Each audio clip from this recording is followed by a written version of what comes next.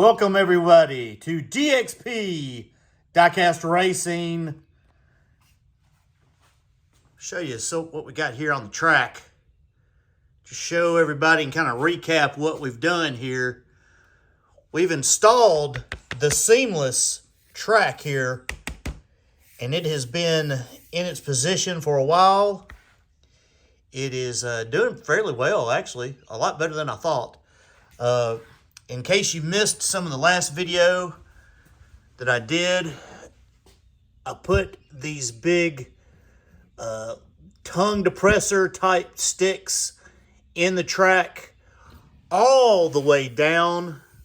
Took a while to feed them all the way through. They fit really well in there. I do have a few places like that right there, just up just a hair, not much right here, up just a hair. But for the most part, all the twist and everything is out of it. I've been putting some weight on here. I've got the weight off the track. I'm going to show you some other things that we did here to the track. I have installed a button right here. This will energize my automatic start that I've got rigged up. Let me show you what we got up underneath. Added some wiring, some stuff. I have got a magnet right here. It's an electronic magnet. I have taken away the big piece that was right here that was activating the gate is gone. The spring I added to this side over here. So instead of the spring being onto the piece that used to be here, the swiveled, when I pull start it, it is completely gone. It's over here. So what we have is that the magnet, when I flip the switch, it activates the magnet. Added a piece of steel here onto the aluminum, and it'll sit just like this, okay? When I push the button, the magnet de-energizes.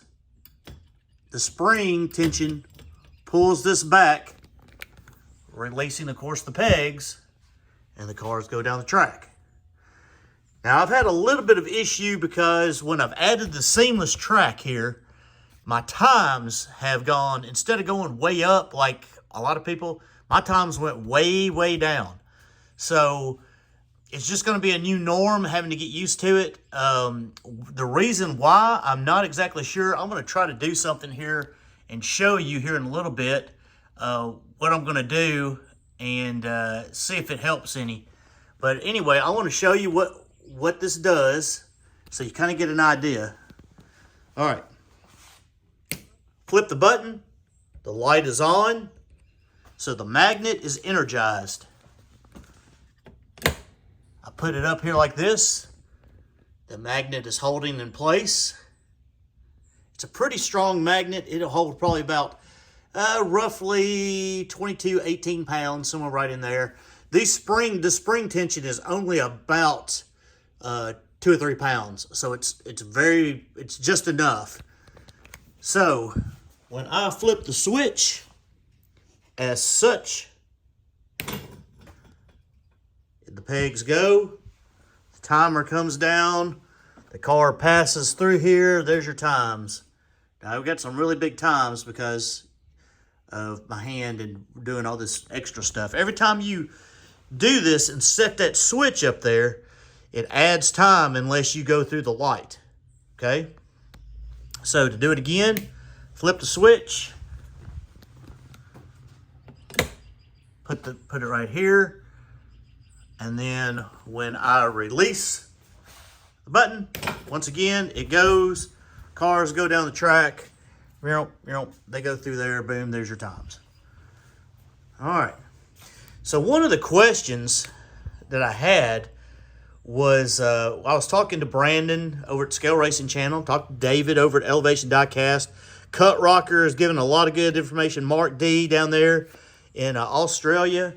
I've talked to Tim at Blue Line and just several guys, several people about the track and the things that I'm experiencing here.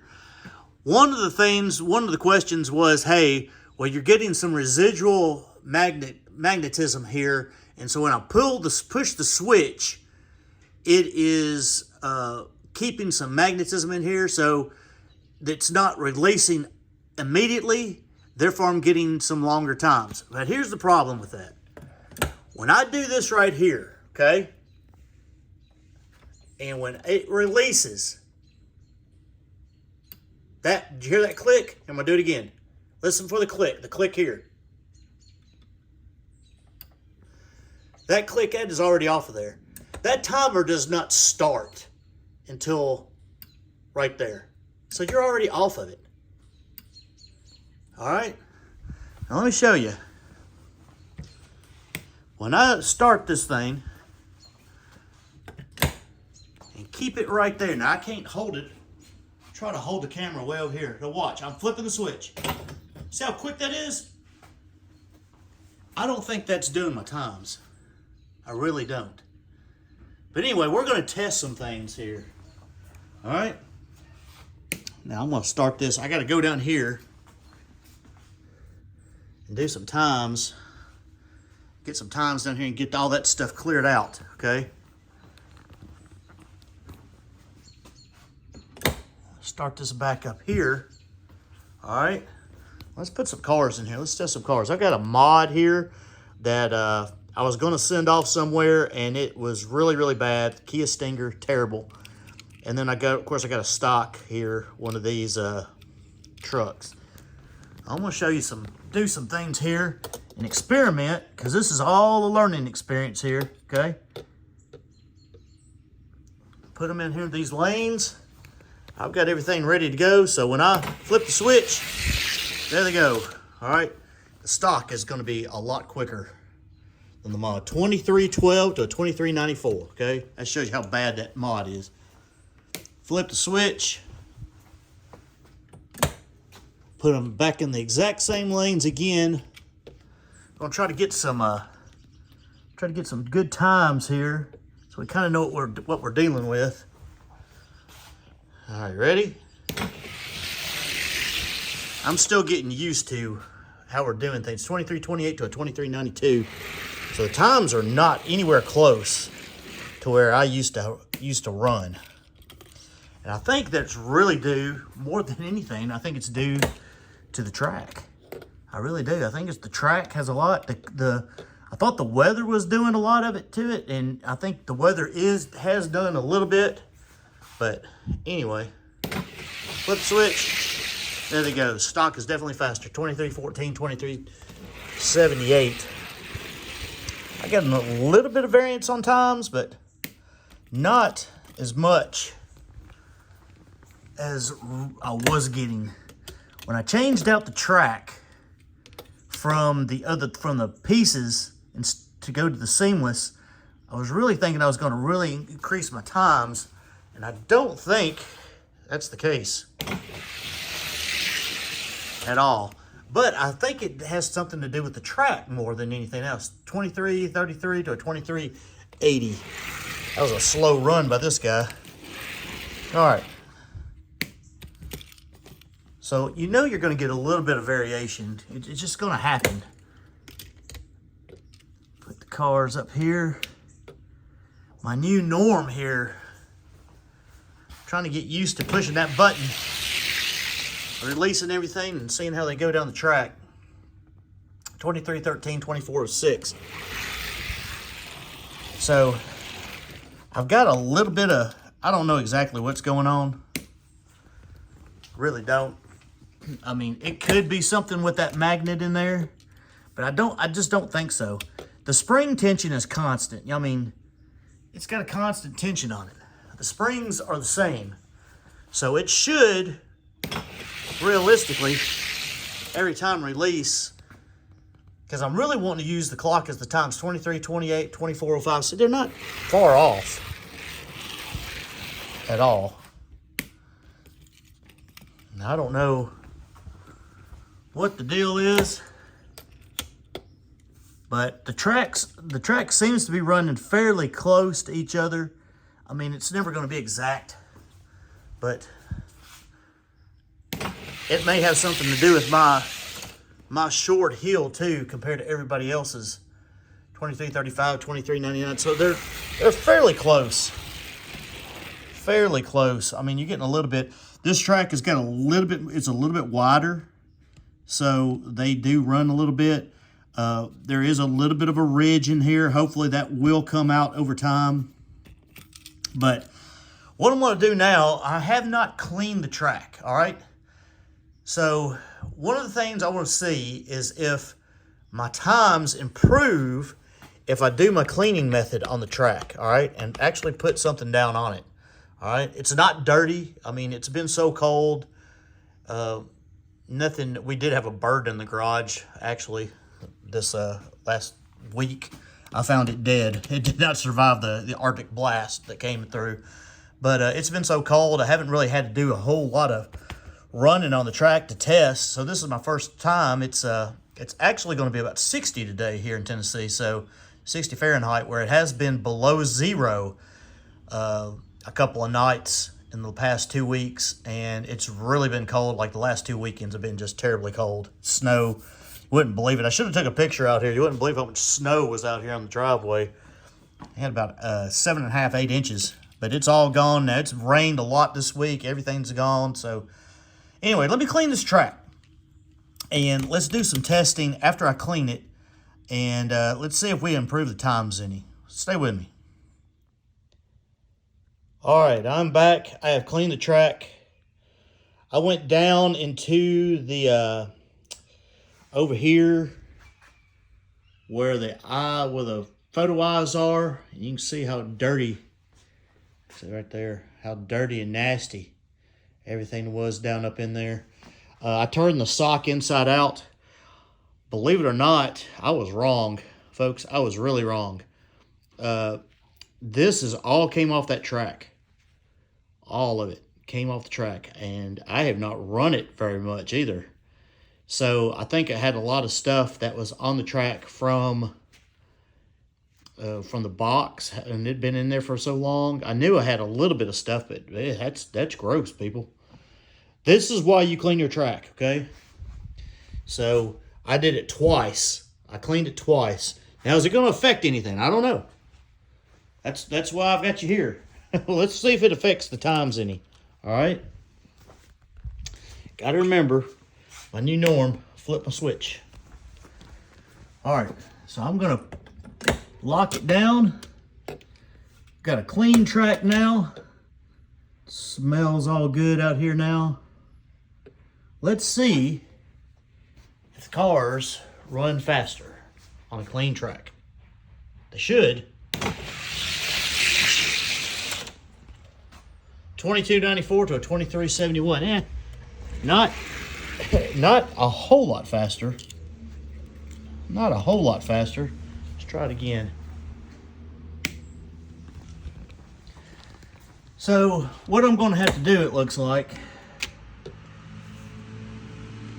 I'm just going to have a new norm out here. My new doing it like this is just going to be, my times are a little bit slower than what I'm used to. At least my time's on the clock here, 23:18. They hadn't changed a whole lot, to tell you the truth. So I'm just going to have to get used to it. Where I was getting some good times, where I've been doing it for the past year or so, because nothing's changed. My hill height hasn't changed. My angle of descent hasn't changed. It's just the new track and this automatic timer. 2274, 2396. It's just a little bit different. Just a little bit different. So these times up here, my record times, I'm not going to be anywhere close to these 21s. Whew, I don't know if I can even get to the 21s. Modified times, I'm going to leave these up here for now, but we're going to have new track. It's a new track. And it's trying to get something in here. And trying to learn, as I missed my button here, trying to learn this new track and the things about it. Just gonna take some time. Just gonna take some time. But I should be able to use my timer and just go by times and not have to go by beats anymore. That was my plan, so I won't have to do all that math in my head. I mean, I can always go by beats, biggest beat, but I was really trying to get away from it and trying to use my timer like what everybody else does, really. I know David goes by times and biggest beat to do his rankings, but most people just go by times. I was going by biggest beat because I couldn't really trust the timer, me pulling it. But I've got a standard now. I mean, it's the same thing every time. I mean, the springs are doing it every time. So what that gets to be is that all of these cars right here, all these cars are fixing to go through calibration. A top 48, a 62 and over, all these cars are going to go through calibration, and then all these right here, minus the limo, are going to get a shot to get into the cases. So I've got everything dusted up. Those are the ones that have recently fell out, or ones that have a little bit of potential.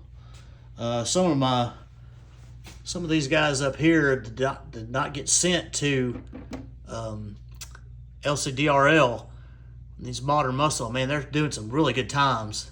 Or they were doing some really good times on the old track. So they've got a shot to get into this case, I think. I'm trying to weed some stuff out, trying to make it faster. That's the whole name of the game, isn't it, folks? Trying to get faster. So anyway, I'm fixing to start calibration. I'll probably do a video or two of the calibration process of what I do. But this is the new track. This is what we got. This is what we're going to deal with, folks. Going to get some new times laid down, and let's do it. 2024, it's going to start off good, baby. Got to start off good. DXP, Diecast Racing, this is where we're at. Like, subscribe, comment, ask some questions. I'll give you some answers, or I'll try to anyway. Thanks a lot for everybody who's helped me and the questions that I've had from some of the best guys in the world that do this. Hopefully we can host some races here soon. Want to. We'll do that here shortly. I hope. Let's get this calibration out of the way. Got a whole lot more to race. A whole lot of cars to race this year. We're going to do it. See y'all on the track.